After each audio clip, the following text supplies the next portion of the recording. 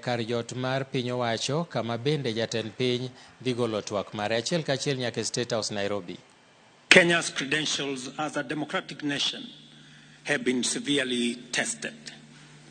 During this time, the country has engaged in a difficult public conversation, providing an opportunity to reflect deeply on the relationship between fundamental rights and democratic freedoms, our collective aspirations for prosperity, and efforts to secure opportunities for all, and the imperative to advance national sovereignty and the security of the state. In this discourse, the people of Kenya have expressed their views on governance, development, economic management, national finances, and many other aspects of our nationhood. It is of utmost importance that the government takes measures to affirm our commitment to actualizing the people's aspirations, assure citizens that the state exists to serve them efficiently and with integrity, and to signal to all that our national values and principles of governance are the foundation of our national dispensation.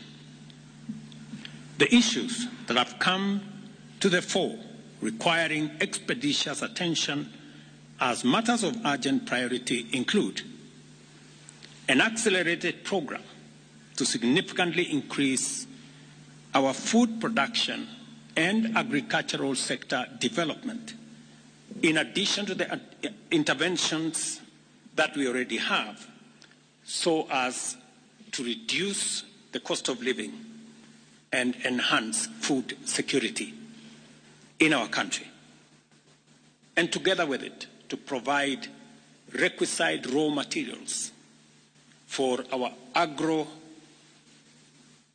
value addition, our manufacturing, and our industrialization agenda.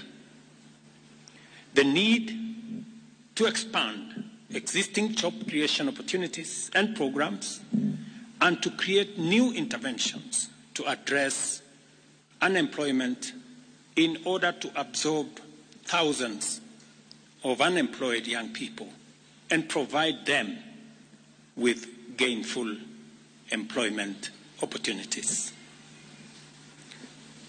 The necessity of a public conversation on innovative, prudent, transparent, and accountable use of public resources, along with people-friendly mechanisms for domestic resource mobilization and reducing public expenditure in a manner to make sure that we live within our means.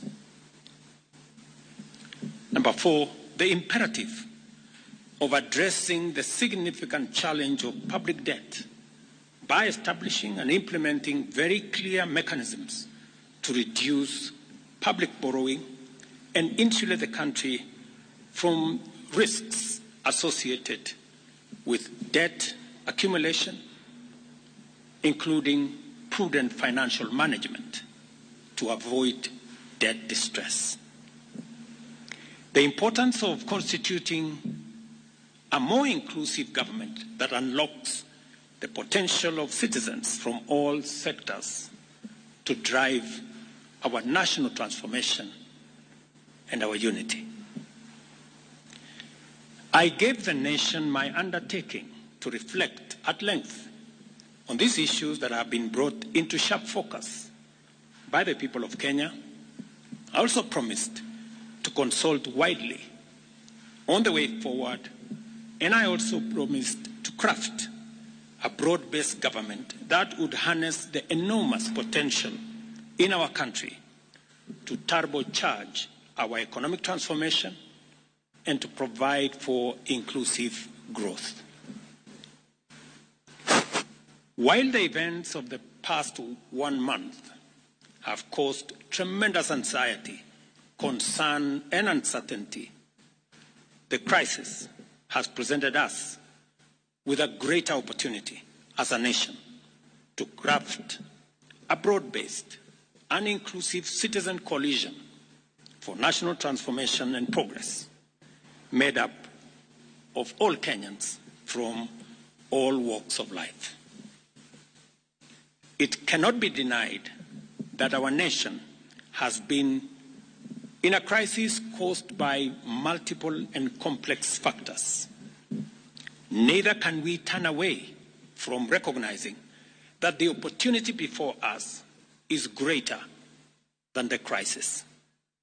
Together, we have a chance to take our country where we all want it to be and make our nation, the Kenya we want, a great nation. For these reasons, I have consulted extensively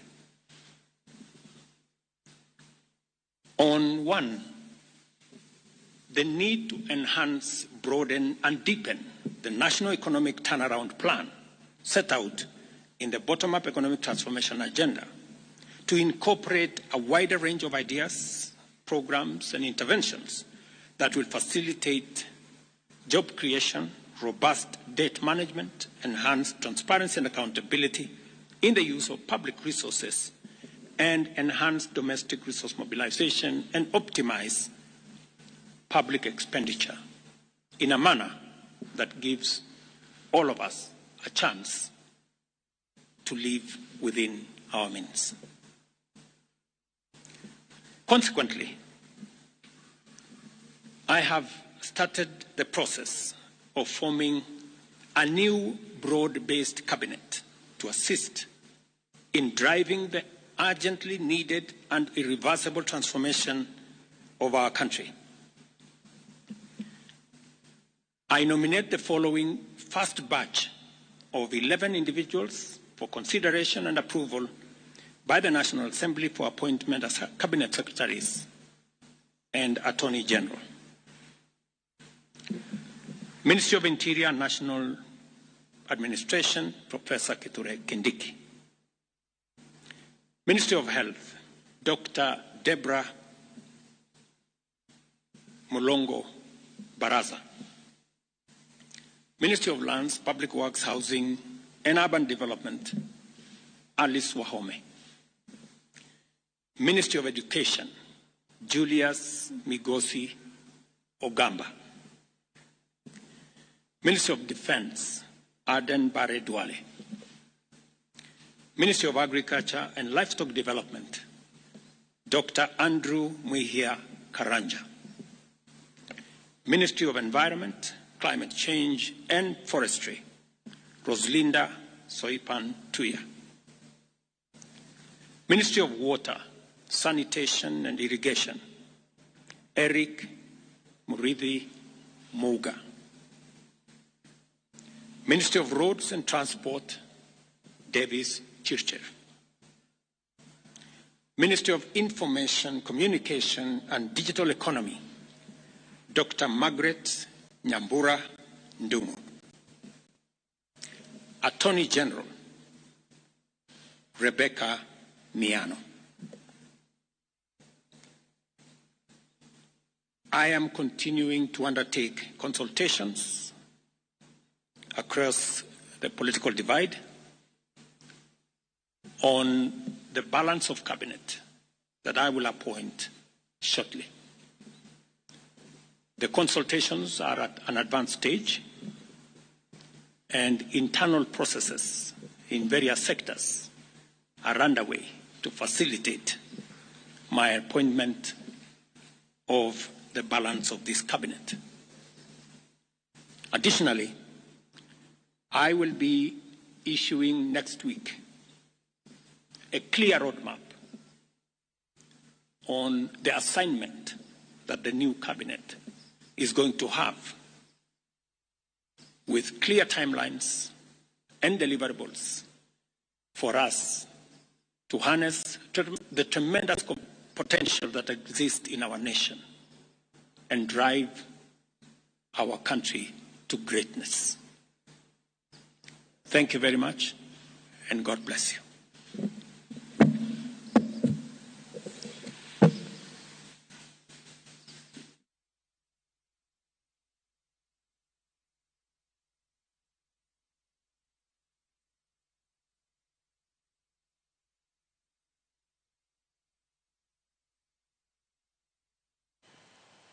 Mana kamano, mano Jatend Piny William Ruto kane ochiwo twak makende achiel kachiel kowuok e State House ma Nairobi. Jatend Piny William Ruto owacho ni oseyiero moko kuom jogo mibiro chwalo nyingi od bura mondo mi opuodhi gi jood bura kaka Jotend Migepe ma bende biro tiyo e pacho ka. Jatend piny owacho motelo ne mano ni kaluwore gi weche mosebedo e pacho ka, osetudore kendo osekawo paro, osesumo paro kuom jolony gi sectors duto ma pacho ka, momiyo koro chope nyinge ma koro yierogi mondo bi ota bad migepe mopogore opogore. Mokwongo migawo mochung' weche mag arita, Profesa kata Ngire Kithure Kindiki, ma bende manche ne en jatend migawo mochung' weche mag arita, ochako chwal nyinge od bura mondo bi ong'i ane konyalo dhi nyime bedo jatend migawo mar arita. Lemo mar migawo mar thieth maende nomaki gi Susan Nakumisha koro mi Debra Mulongo. Debra Mulongo ema kapo ni od bura biro puodho to biro bedo jatend migawo mar thieth manyien. Migawo mochung' weche mag lope omi Alice Wahome, kaeto migawo mar weche mag somo omi Julius Migosi. Julius Migosi, mano migawo maende nomaki gi Migosi Machogu. Kaeto Aden Duale odong' e lemo mare kaka jatend migawo mar lweny, mano kapo ni od bura biro dayo dhogi mopuodhogi.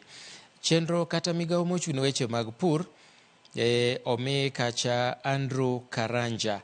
Andrew Karanja emomi lemo mar bedo jatend migawo mar pur, kaeto bad migawo mochung' kata migawo mochung' weche mag alwora kata environment pod omi Roslinda Tuya.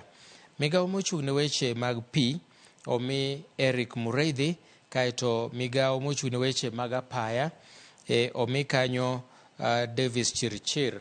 Inyalo paro ni migawo ni nomaki gi Kipchumba Murkomen.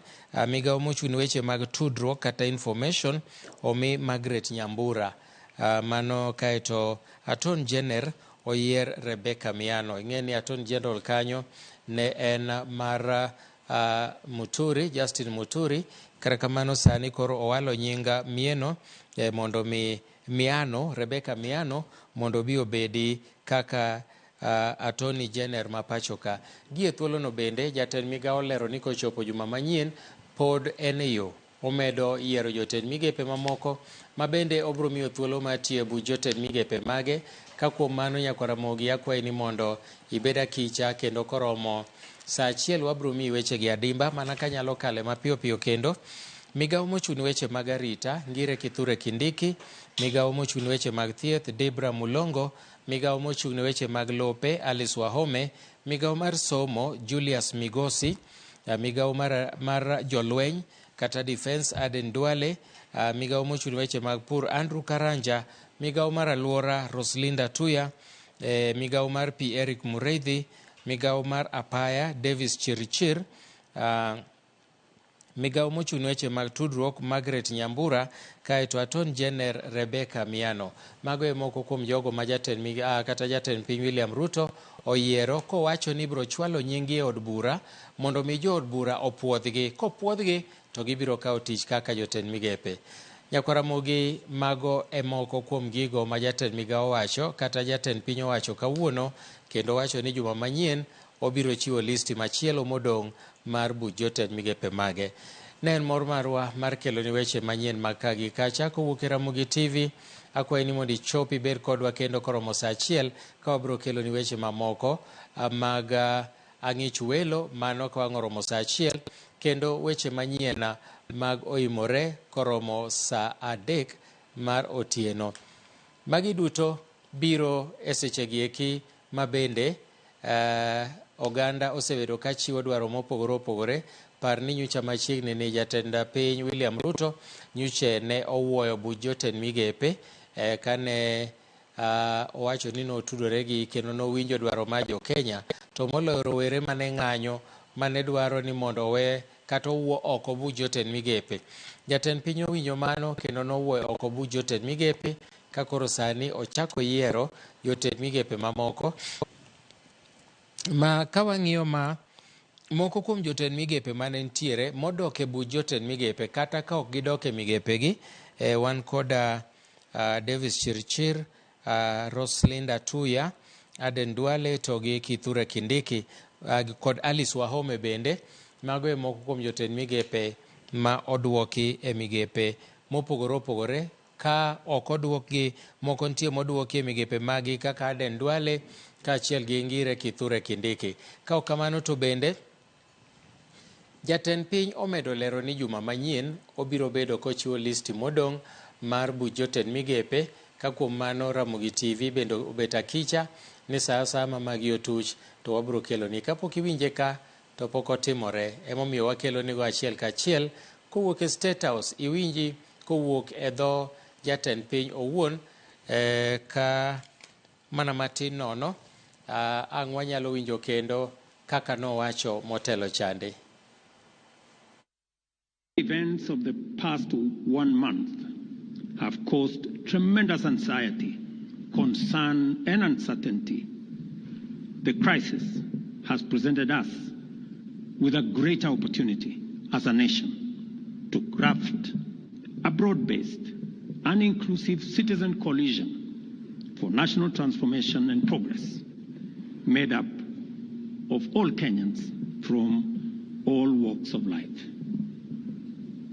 It cannot be denied that our nation has been in a crisis caused by multiple and complex factors. Neither can we turn away from recognizing that the opportunity before us is greater than the crisis. Together, we have a chance to take our country where we all want it to be and make our nation, the Kenya we want, a great nation. For this reason, I have consulted extensively on one, the need to enhance, broaden, and deepen the national economic turnaround plan set out in the bottom-up economic transformation agenda to incorporate a wider range of ideas, programs, and interventions that will facilitate job creation, robust debt management, enhanced transparency and accountability in the use of public resources, and enhance domestic resource mobilization and optimize public expenditure in a manner that gives all of us a chance to live within our means. Consequently, I have started the process of forming a new broad-based cabinet to assist in driving the urgently needed and irreversible transformation of our country. I nominate the following first batch of 11 individuals for consideration and approval by the National Assembly for appointment as Cabinet Secretaries and Attorney General. Ministry of Interior and National Administration, Professor Kithure Kindiki. Ministry of Health, Dr. Deborah Mulongo Baraza. Ministry of Lands, Public Works, Housing, and Urban Development, Alice Wahome. Ministry of Education, Julius Migosi Ogamba. Ministry of Defense, Aden Bare Duale. Ministry of Agriculture and Livestock Development, Dr. Andrew Muhia Karanja. Ministry of Environment, Climate Change and Forestry, Roslinda Soipan Tuya. Ministry of Water, Sanitation and Irrigation, Eric Muridhi Muga. Ministry of Roads and Transport, Davis Chirchev. Ministry of Information, Communication and Digital Economy, Dr. Margaret Nyambura Ndumu. Attorney General, Rebecca Miano. I am continuing to undertake consultations across the political divide, on the balance of cabinet that I will appoint shortly. The consultations are at an advanced stage, and internal processes in various sectors are underway to facilitate my appointment of the balance of this cabinet. Additionally, I will be issuing next week a clear roadmap on the assignment that the new cabinet is going to have,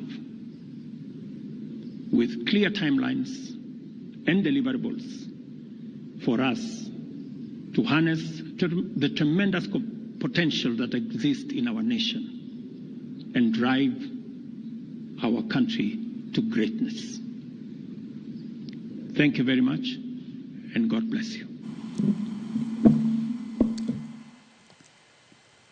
Mano elendo motelo manogol gi Jatend Piny William Ruto e State House ma Nairobi, kama oyiero moko kuom Jotend Migepe ma bende owacho ni biro tayo migepe ma pachoka.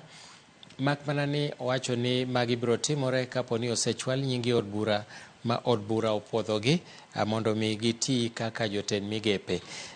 Abiro gi hawi mar yudo jalony weche mag telo ka, Rachel Molo, ma bende abro kwayo ni mondo wadhigo ane wuodhni machiegni. Rachel, erokamano. Wawinjo kaka jatend piny oloso kendo wacho ni bang' tudruok kata consultation ochope nyinge 11 mokwongo, to wacho ni pod obro yiero Jotend Migepe mamoko. Kaluwore gi yiero mage, waneno ka nitie Jotend Migepe moduokie tich kata kobedo ni moko to kodok e migepegi, kuom ranyisi Kithure Kindiki, Alice Wahome, Aden Duale, Soipan Tuya to gi Davis Chirichir. Ma nyiso ang'o? Nikech sama ne owuoyo bu Jotend Migepe nitie gimomiyo nowuogi. Jogo moduoki gi nyiso ni en gi geno kodgi, ne gitiyo maber, koso nyalo bedo nang'o manotimore. Erokamano. Waneno ka Jatend piny owuoyo kendo omiyo wanyinge gi joma doher ni kendo ota migepe mopogre opogre, kendo wacho kanyo ni kata kochako gi ji 11 to pod en gi geno ni kochopo wik mabiro ni to kendo dhi medo joma moko kosepuodhogi, kosewuoyo gi joma oneno ni nyalo konye mondo mi line modwaro nolok government mare mondo ti maber ne jopiny otimre. To kaduoge wach miwacho, nitie jomwaneno koduoki. Waneno koduok Kindiki, waneno koduok Duale, waneno koduok Soipan manyocha tiyo environment, to kendo waneno koduok Chirchir, kata obedo ni Chirchir to golo ket kamachielo, kendo waneno ka ochako golo Rebecca Miano manye ni East Africa, kendo ochako kete kanye kurene modhi bet kaka Attorney General nominee. Gima rais otemo timo king'iyo matut, iriembo ng'ate tich kendo ichaki luonge after exactly I think 2 weeks now. Nyaka no luonggi to pok inyisowa gima karo miyo ni iriembogi. Monde kichaki timni nade chaki duogi kelgi. Magi achiel kuom gik momiyo jopiny ochaywak. Ni king'iyo kakitayo piny, wang'iyo ni seche duto mindiko ng'ato, indike no tich makama to time within this timeline, to nitie deliverables kako wacho no mateni nitiere outcome idwaro ka in Ministry of Defense kaka Honorable Duale, to nitie kaka wang'iyo ni osewuotho kodwa otayo ministry ni nade, to karamanyochi riembe ni nikech bende onge ng'ama nochune ni nyako riembgi te. Ang'o momiyo ni riembogi? Mokwongo nonego nyiswa niya, na riembo jogi duto, especially maduokogi, na riembogi nikech ABCD was he under duress. Nikech koro chalo kagima ng'ama noriembo jopiny, noriembo joma ne tiyo ne maber, nikech noneno ni pressure mane Gen Zs ne miye ne ng'eny, kata pressure moyudo kuom jopiny ne ng'eny. Tiparo ka kwadok machien gima nomiyo president oriembo jogi. Ka nyocha ng'anyo wuok, nyocha nyise ni jogi ok tine oganda kako nego bedni onego gitine oganda. Chiedh nadi ni koro wik manyo gionge ni, koro gin joma ber. Nyo neno ka polling moro nyocho tim. Mita ka rais otiyo gi polling manyo miya Duale ni malo, Kindiki ni malo neke jomoketo getone ni list kate I think there were about 7 yeah chigni abiriyo yes ta moko poko duok ka nitie ma poko kel koni chied nade ni koro jogi oduoki nekech is it because notiyo gi tifa polling koso ang'o momiyo oduoko gi ang'o momiyo dhi present gi before parliament ni magi my nominees even though ni nyoro natimra nade aduoko gi aneno ka ji ang'wen moket ka masani gi ginyalo bedo gi adorning task seche moter gi e bunge kacha mondo ginyis wania ang'o momiyo karanye rais oriembi nikech gimomiyo no riembi cha ko king'eye tichaki duogo kamo duokie kaka dwale to matieno dhi riembi nikech okidhi tiyo maber because first oking'e gimomiyo nyo riembi yani nikech ka watemo ng'iyo to wayudo ni achiel kuom gik moko mane jopiny ywago en wach mar golo jolweny mondo bi okony obila. Tinyalo yudo ni Aden Duale ka en jatend migawo mar lweny en mano chako wachni ni mondo gol jolweny mondo bi okony obila. Kidogi ng'iyo kata Kithure Kindiki to wachak waneno ni e bwo migawo mare ema jopiny notho nonegi jopiny kobila ne tiyo marach gi teko mang'eny to ne ok okwedo obila. Ineno ka beni kochwal nying jogi e od bura magi nyalo bedo achiel kuom okenge ma jood bura nyalo penjogi kata gimomiyo duokgi kata gima ne ok gitimo kinde ka momiyo noriembgi to koro duokgi. Seche mane jopiny wak especially kwa ng'iyo Honorable Kindiki gi Honorable Duale to ne jopiny wak negi kendo wacho ni we have seen excesses with police ma police brutality nitie to kar mondo gi hochun jopiny ni ero waneno ni watimo gi marach koro wadok piny to waneno ka agoke mane ng'eny ni ok wabi yienu nuketho mwandu jopiny nikech udwaro ng'anyo to king'iyo kata joma nowito ngimagi ne gin joma ne ok odhi kwelo minyalo wacho no yude gi ngir ng'ato emomiyo ni go gi bunde omiyo ananeno ni seche moko bende iwacho ni inyalo tero ng'ato mondo wach ni anateri to jopiny motimne odagi nikech ong'e maber ni Kindiki nyo jopiny okwer ni gimitimo ok en gima ber kata nyaka seche mwawuoyo kani nitie nyithindo mwawito ngimagi e yo mok ber to poko miwa kata report ni jatwelo fia olcha ng'ama nonege karanen ng'a nitie jowa molal mang'eny kata seche mwawuoyo kodini magi achiel ma kata kochope mbele ji to do penje to gima wang'eyo bende gi kaka governance structure marwa chal ni joma nosepuodh ka dipo kamane gi window mar rais tiyogo ni joma nosepuodh ka gin kendo ok duok gi e bunge mondo puodhgi kendo Okay, to be wachak wang'iya ne wach machielo ka iyudo ni nitiere jok mowe oko kaka jatend migawo mathieth mana motudore gi weche mwalose mag Duale to gi Kindiki.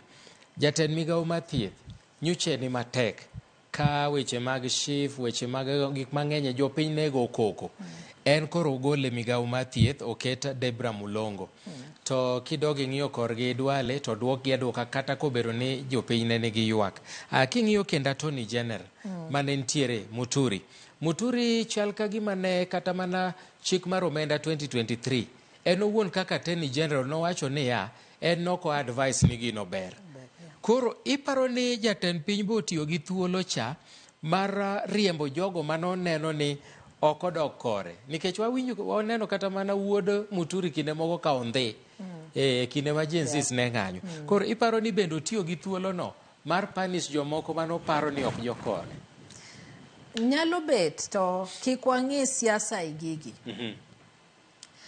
bende wanyalo penjre ni to at what point were you advising the president kiseneno ni gini ochopa ker keke makuro dhi kethre koso ni chako nyise bende ubet ga kode minyise niya kuma warieni chik wacho kama owacho nyocha last 2 weeks ago emanondiko ni asebedo ka advice jatelo jatend piny to kochikitene ne gik manyise omiyo wanyalo wacho ni ing'e ni mano gimi wacho to onge evidential waonge gi evidence ni ndiko ne gima kama manyalo nyiso wani ni kwere adira ni chik rach koso kochopo kacha kaka nwane ni ching mano luongi e od bura emikwer ni oyo concerning it was concerning the affordable houses ute ma bech gine piny ni emane wanene koyangre mokwero rais ni oyo gini to kane ka wan gi pend chik matime nade masire to nitiere gik ma waseneno bende kata 2023 financial bill onge ching mano wuok oko mwacho niya ana kwero rais ni kata ma be dhi timo dhi miyo jowa hinyre ok nwa wuok pano be ok owacho atol sani kano wuoye finance bill omiyo kane ka bende otiyo kodwa e yo maler kaka wawacho niya you should come out very transparent kaka jatelo mondi guide ni gima kamarach kane kochope kama koro miyo kata rais ne ngilo oko jogi duto gigi nyochakre finance bill 2023 not finance bill 2024 finance bill 2024 mani koro dhano no all punda emano all mwacho ni oyo asetingo mizigo ni moromo koro mimeda ni to okanyal tingo to king'iyo Nakumicha seche gi to kanyal bet gadiera kuom Debra Barasa nekech okang'iyo background ne maler okwan gi lony gimosomo onyalo bet ni en daktari mar somo kata daktari bosomo thieth to ineno ka jowane ywak ahinya especially the health sector ni umiyo wa jomo ok understand kata gik motimo nade gik mwatimo koro wan gi geno ni kapo ni parliament opuodho nyadendi ni mabende amor gi rais ni kuom ji 14 gi anene ko ogwelo nyidendi 4 matine ni wachako neno bende maybe change ni koro odwaro loko yore mar kaka o govern piny ni yes the rule of law wacho kama chik dwaro ni ka yiero joma tayo migepni mopogre to en sure ni I factor in gender matine ni ka mine ng'eny to at least a third are men to ka chuo ng'eny to at least a third are ladies omiyo en gima ber na hinya nikech nwa neno ka ywak ne nitie ahinya kuom kaka ni tayo migao mar thieth nyocha waneno ka jinindo e but ofisa jatelo mar thieth Nakumicha to bende ok waneno ko wuok oko motegno kodwa support en ng'ama ne lina inya ka government but aparo ni rais emane nigi luoro bende chunye ni mita kabo duoke tasa ne mawiya kuot kagima koro ayanyo jopiny to bende wang'iya ne kata kobero ni telo konego be ni warwake siasa jotelo gi gin jo siasa to machiegni ni wasebedo ka wawinjo kagima riwruok moro dwa bedo winjruok moro dwa bedo e kin jo siasa gik machalo kamago oganda mathoth ne paro ni kweth jok moko mane dhi yier kaka moko gin jo moko mawuok e kweth mag Azimio to ok waneno ahinya makmana ni ok wanyal ng'eyo joma welogi ni gin e duond buche mage iparo ni nitiere kaka samoro jatend piny pod opando wach to kwan ma jotend migepe modong mowacho no bro lando dipo ko nywako serikal duto nikech ji ne wacho ni mondo onywanda kabinde duto te gima nyocha waneno gi cabinet manyocha rais disband waneno ka the cabinet there were 22 I think tiyudo ka okawgi mainly a tribe ariyo kende ma Kenya omiyo achiel kuom gik mane omiyo ji ng'anyo kata ma Azimio kwa wuoye wach Azimio to wacho ni onge kaka piny Kenya motel negi kabinde almost 54 itelo negi kabinde ariyo kende ni kaniti olemo mora mipogo to jogi kao 3/4 of it akwote magimiyo jomodong kachalo kagima onge jomolony e kabinde mopogre gi mane achiel kuom wach mane Azimio gini dwaro to ki ichiko iti maber kaka jatendwa Migosi Raila Amolo Odinga ne wuoyo to wacho ni koro okadwa dialogue moro nwa wuoyo ni inyalo konyowa gang'o wanyalo bet piny kaka jopiny mondo wane ni to Kenya wani ere kaka wanyalo tae maber nikech king'iyo kinli kata ji 11 gi if you are not very keen tinyalo weni nikech ondik migosi onyik ninge moko madwa pogre matin koro un ji mang'eny kuom ji 11 gi ng'at achiel e jaluo kuom ji 11 gi ji adi ma Central mwaneno already ging'eny pod ging'eny gin I think there are about 4 wan gi Karanja Nyambura Mureithi wan gi Miano Miano yes. Alice Wahome koro neno ka pod ging'eny koro magi achiel kuom gik ma hinyowa kaka oganda ni wang'iyo ni seche ma wasekawo telo to waduoko lwetwa nade ne joma nomiyo wayudo telo we will ni Kenya is bigger than us is bigger than our political parties.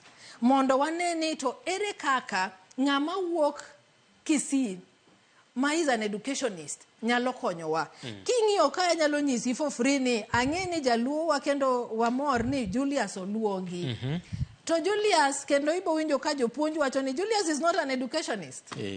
Julius is an advocate, en wakili. Ang'o mane mono kochuno niya ni nyaki kawa jaluo. Nitie wuot luo, nitie nyiluo mosomo in that area. Titimango imi area lemo mar somo. To kyo chuni ni nyaki riwad Julius. Ang'o ma mono Julius betango attorney general. Okay. Nikecho winjo chik. Koro king'iye kendi nyalo wacho ni nitie bende kaka wanyalo reorganize mane jopiny ywak ne niya. We kawa ng'ata tiketo e migao mora mora nikech idwaro reward. Wan wadwaro service delivery. To ngi kaka ibo deliver service in an area mo ki understand. Ineno. Omiyo rais pod nige daunting task. Kate jomodhi medo yierogi. Nikech jopiny bo duogo to ng'iyo niya karanja an mumi agriculture ni. Mama ni osoma ng'o. Julius wawuoye Davis Chirchir ikete ang'eni Julius Davis Chirchir okodhi doke bunge.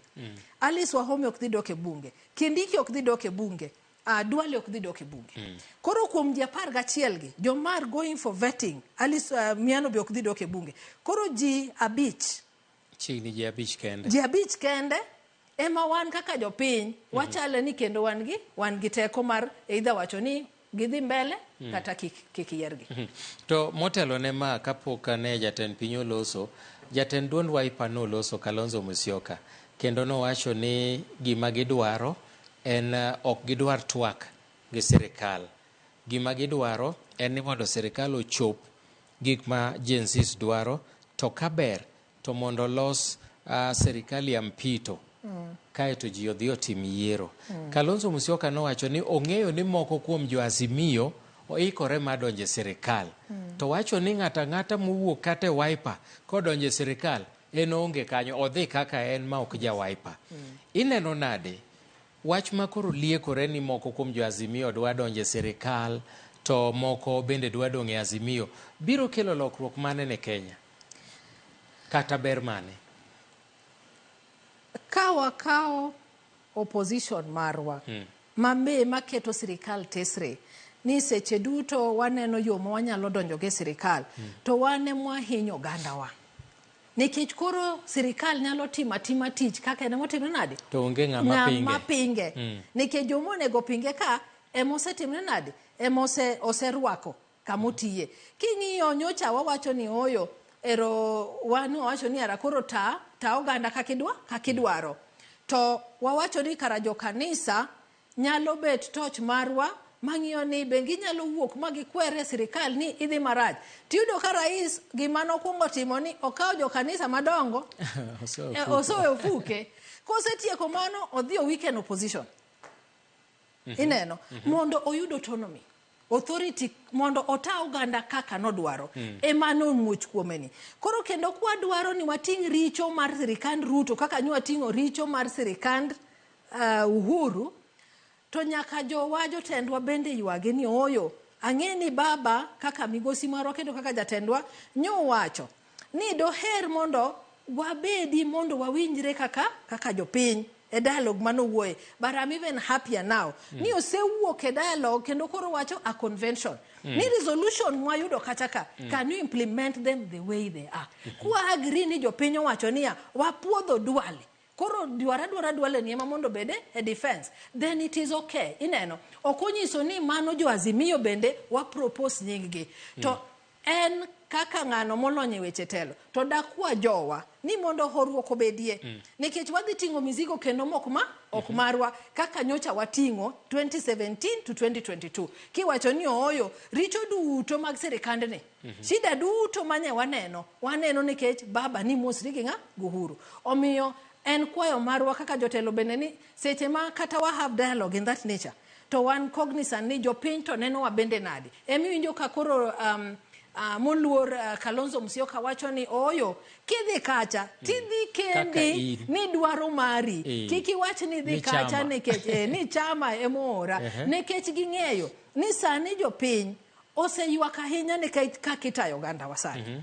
Ko ginyal neno lokruok nikech nitiere gik moko ma nyaka wane lokruok eka nitie buy in. Kaka ineno kaka itayo oganda. Koponi rais mean well. Ano kaneni kata ni nyiso wandiyo ni abo miyou by this period. Ne onge haraka hinya. Di rita yud jogi 20 kata the number midwaro. Asiduogi tinyiswa niya. Magi e joga mango. Otherwise, gimana gombo winjo. Seche mane rais wuoyo. Eni ere kaka gik mabe Kalonzo wacho goeko. Gik mane Gen Zs wacho ni job creation. Mwacho ni we are going to see how we can enhance agriculture. Agombo winjo ni idwa time nango. How are you going to enhance agricultural sector? How are you going to enhance manufacturing sector? Mage gik mane agombo winjo kuom rais kawuono. Okni aseyudo joma nyalo taya 17 sectors within our, or ministries within our economy. Gima Kalonzo ginitemo wacho eni focus warwa kik wa shift from issues magwa masani ni koro waneno kaka idwa tango idwa ta migepe mopogore. Omiyo I support in totality ni jowa madwaro donjo sirikal donjo at a personal level, maybe on merit. Okay. Nikech mano be nyalo bet ni njazimiyo tigoli kaka wuono to wacho ni ya ing'e nango Milton wadhiyo adwani ibede communication officer mar State House oluongi on merit. Okapar ka en richo kibi yudo tich nikech inyalo tiyo tijno. Okay, wadoga ne wach machielo ka iyudo ni ji kodak e ot to dichuo kata gi nyithinde ochwanyore. To wuono to wacho ne nyithindo nadwa ni mondo ubi mondo walosi. To nyithindo wacho ni baba wan ok wabiloso kodi. Wan gimwa wacho ni mwadwa ne tim.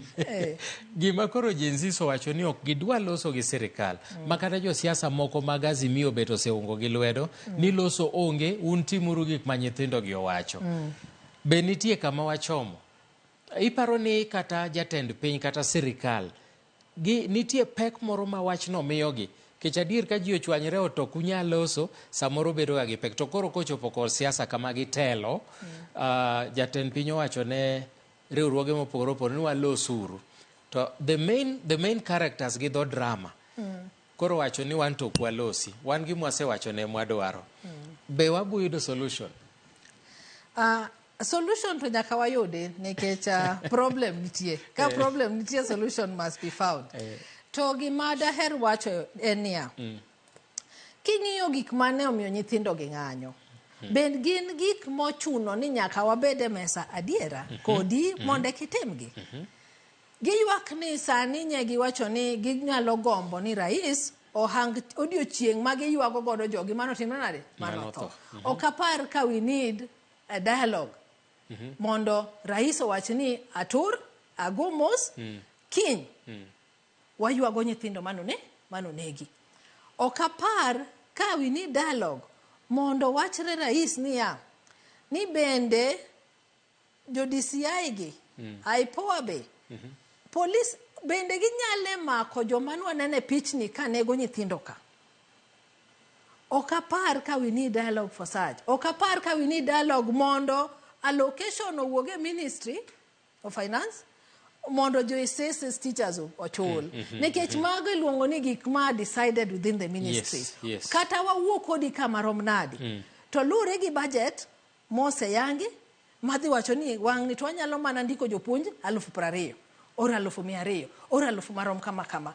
Mago gik ma ochuno ni nyaka ji bed piny. To nitiere gik moko machuno ni nyaka koro ji wuoga ji duto kaka nywa neno ni there's delay e wach mar IBC. Nitiere constituencies makata up to date nyaka ne mbunge gi tho onge gin gionge gi representation. Koro ginto gibedo treated now. Ineno mago ka seche ma kata rais delay mano to koro we can call for those kind of multi-sectoral approach in terms of dialogue. Tok wanyal bed ni wan seche duto ka wan gi shida matine ot kata gi minot to ni wago bura ok wanyago bura ne gik moko nitie ke bedroom nitie ka chiemo no wangitie ka tike jikon ti wacho ni oyo kawuono watedo maber nikech jibone no pogruok okonyiso kata ni nyaka itim address like this motimo kawuono ni monde kwa ng'e adira makende ni joma no nego nyithindo maki okonego beno tim address monde kwa ng'e ni JSS teachers ondiki or the health sector doctors manye medics manye duoge e ndara ka kendo ni koro kendo tim gi nadi ochulgi. I don't think if we need kata mana kaka nyoro nye jo IPOA wacho ni migawo mar obila otamore tiyo kodgi kanyakla mondo mi omako obila mane ochielo jong'anyo gi lisasi. Mago eko moko kuom miwacho ni inyalo losa kucho ka polis cooperate gi IPOA mondo mi IPOA yud kaka inyalo maki. Mangeche ni pod nitiere gik ma bende ipando ma jopiny pod nyalo gone koko. To kaluwore gi koro yiero moseyier sani ni way forward, because ka watemo ng'iyo mana kaka ne wawacho jomoko ntie mane ok dwar. Ang'e ni weche bro bedo matek e bunge kendo mondo mi puodh jogi bro bedo matek. Ma bro chuno no chako yiero jomoko kendo kapo ni wach ni list ni joma ne ntie gi te, wach kuom ranyisi ni bunge odagi gi bro chuno no chako yiero jomoko kendo mondo ter nyingi e bunge. Unfortunately, mana kaka iwacho ni nikech nitie jogo list modong' cha kare no nego kel gi dichiel. Koro ngeche ni pod obro yiero deriyo kapo ni ma okethore. Ing'e ni rais eno propose to bunge kendo unfortunately bunge kendo does not have the total right mowacho ni kik indik ng'ane. Eno nyisi niya ma e report marwa wapuodho kata ok wapuodho nikech achiel ariyo adek. King'iyo kaka jogi manyo golgi noyier tibo yudo ni report out of the 22 I think ji adek or ang'wen kende mane gipuodho to dong jogi tene rais ondiko.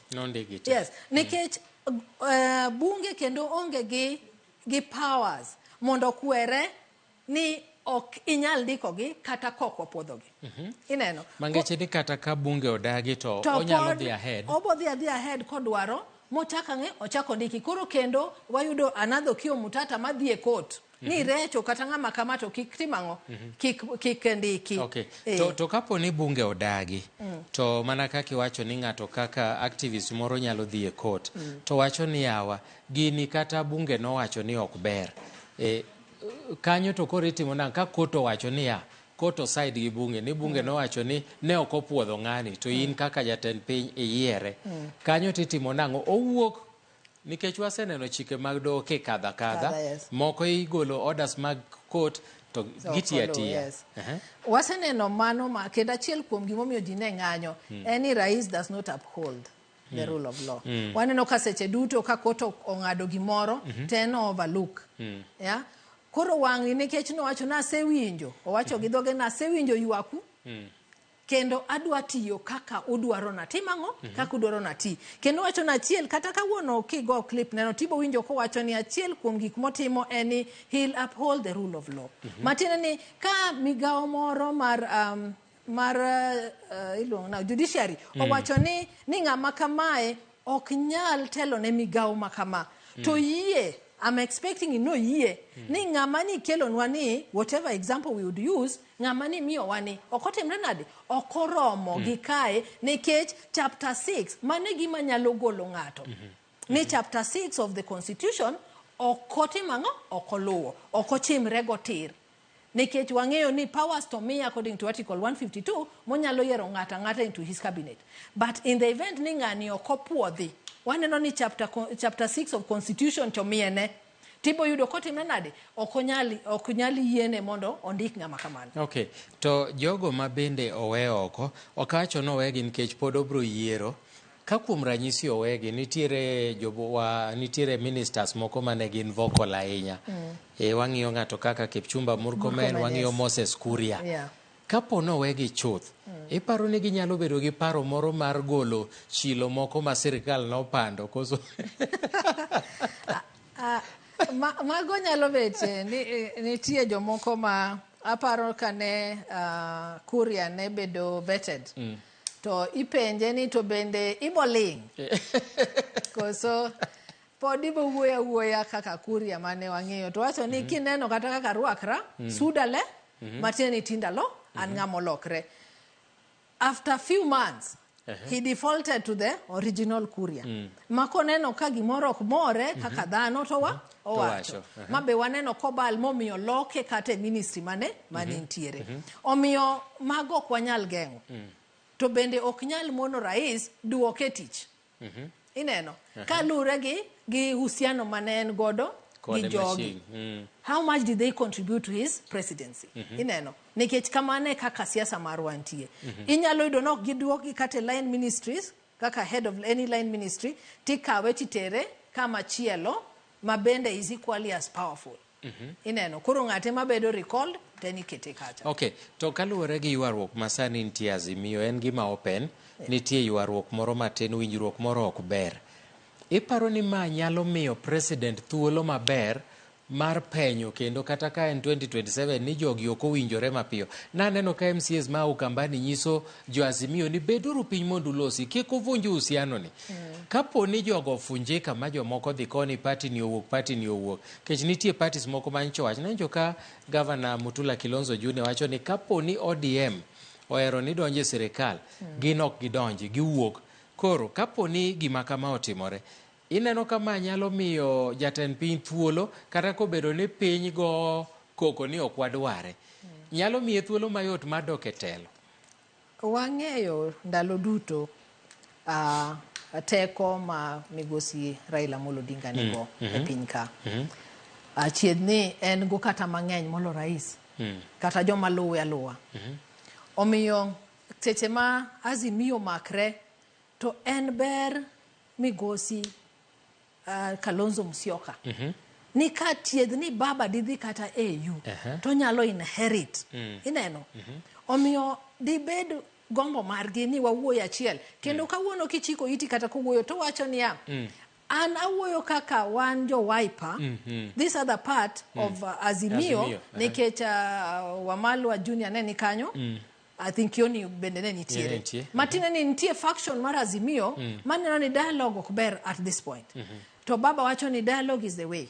But at least kawuono to waneno pogruok kagi wacho ni we agree on one thing. Ni koro waluongo convention. Waluongo convention maka wayie ni convention waluongo ni. Convention en idhi tichiko iti. Inbe kori puonji. Mondo ubede achiel. Ni koro which way for us. Ngama is an independent person ema biro nyiso ukose chiko iro nyiso ni mae kaka onego be. These are now the resolution. Use woyo. This is the way forward. Koro en gima ditimre gi marachie mogik ni seche mwach Azimio chiegni gi telo ema gitimre nadi ema gipogre. To gipogre on principle. Ni ananeno ni sirikandni do ongisowa kaka gidwaro gi address public debt. Sirikani do nyisowa kaka gidwa reduce unnecessary expenditure and the expense excesses. Sirikani do nyisowa ni how do they intend to govern us in a good way. To ng'ato wacho nyoyo ok wabed piny wawuo mondi to ng'ama chielo wacho ni anadwa chiko ita kaka odwa timo mondi eka wuo kode. Which is a good basis also. They all have their pros and cons. Ni ng'ato wacho ni kawaketo nuwa dialogue to kwedhi betie. Mana dira makende. Nyaka ne baba wachni ni dialogue. Kendo waneno ka nyaka ne baba chope KICC. Waneno ka katamanda mano be ok ng'eny ahinya kaka nyocho ng'eny. Mana dira makende. Odok piny. To podo wacho ni amba chiko ita ne jopiny. Monda ng'e niya anta dwaro address gi nang'o. Kalonzo no wacho kata kene KICC na thandra sana kata monda bika parra ahinya. Is it the right thing to do? But bedo gini ne gine KICC cha was a good show. Nikech gine mane gichako kata nadko report. Kwa yuak ni jopiny hinyre. Dhano chandre. Dhano ok nyal nyiewo chiemo kata mana mogo man me ok nen shida chon. Sani en shida. Omiyo dibed gima ber ka Azimio omedo makre mana kaka kata Kalonzo Junior wacho no. Mondo gibed gi teko. Ok ginyal wuotho kendgi kata gin kaka jo Wiper ma gi win presidency. Mano tadira makende. To mana ka gimakre gi other like-minded people. Omiyo de wachako gi odwa mar Azimio ni komondi kuwa bet wawacho niya kuwa wuoyo kacha to wuoyo as a common front. Ineno. Ng'ato ka ng'ato nigi pache yes but nitie kuonde mwatimre nade mwarade kaka joot. Omiyo mane madawach negi. Okay, to maybe okwang'iyo wach mar baba mar wacho ni dialogue eyo. Nitiere joma wacho ka ni samoro baba wacho kamano mondo mi jatend piny omiye sir kom mar AU. Nikech ng'eni ka koro Kenya ok osiro baba to ok onyal dhi laro kom cha. Iparo ni baba osoften stands mare mondo osir jatend piny e yo moro mondo mi osire kocha koso mano principle mare. Ing'eni baba ok nyal dhi e yu ka kokosire gi Kenya. Mokwongo mano nyaka wang'e. Mano nyaka wang'e. Matina ni nikech en bende is not a national figure. Baba is beyond Kenya. Omiyo nyaka wang'i baba e king'o mopogre gi kaka wang'iyo other national leaders. Matin na achiel, en bende doher mar telo ne Africa Union as a chair. Nikech mano king'iyo to en kata seche mogimo kata ohingo. Yes. But en gima ber kodhi kacha kosiregi, kosepuodhe to isiregi country mare ni at least you are assured. Seche midhi lweny ti make sure ni at least kata kigoya ta ng'eni ng'ata motegno cha bende ng'ate motegno ni en gi one vote ma he can count on. To this one vote en marango mar Kenya. Koro at least achako kan sure ni an gi vote achiel e basket na. Taso rais marwa ni bende onego beni wuoyo ne gi jomoko ma bende waseneno ka giwuok ayanga ni wadwaro support mondo otim kamano. To king'i again politically mi penja cha. Bende rais wacho niya ing'eni gek magoya ten mana jagone to ka yiene ni mondo bed ka tabro hinyora abo hinyra molo afadhali odhi oko mondo aba bede gi yo mayot makata no wuono sewacho ni ka ok Raila tanonge akata ninda chiyo to kinyalo mana rais nikech ong'eyo kaka inyalo los sirikal. Kaki donje oseng'eyo nikech mae ng'ama nochako donjo e sirikal ndalo Moi 1994 97 I think up to now en osebet e sirikal. Omiyo achiel ni en gima dhi konye kaka rais mondo duog 2027 oneno ni ka baba onge to en yo mayot muhanya mayot. To wan be waneno kaka ni baba bende seche moko kaka dhano baba is bigger than Kenya. Wanyalo gombone ni wambe wabede gi ng'atwa mani malo zaidi kako ganda. Kikwane na baba ni baba do bet rais mar Kenya. To nitie kuma chopo makoro he's the chair of all these people koro kendo. Koro wabe onyaka wanene broadly ni bed gi maber ka baba oyudo space no. But we are also cognizant of the fact ni kacha in competition.